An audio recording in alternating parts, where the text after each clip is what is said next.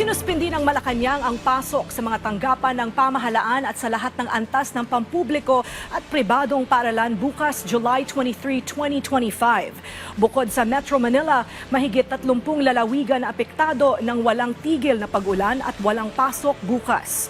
Kabilang ang Pangasinan, Zambales, Tarlac, Bataan, Pampanga, Bulacan, Cavite, Batangas at Rizal.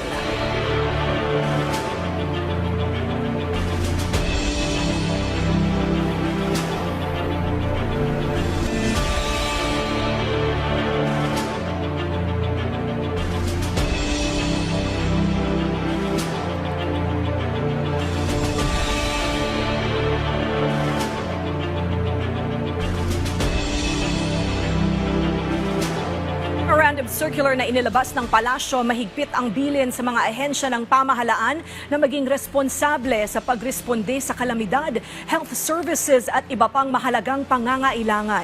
Pwede ring magpatupad ng alternative work arrangements kung kinakailangan. Ipinauubaya naman ng local chief executives ang pagsuspindi ng pasok sa paaralan at tanggapan sa mga lugar na hindi kasama sa listahang inilabas ng Malacanang.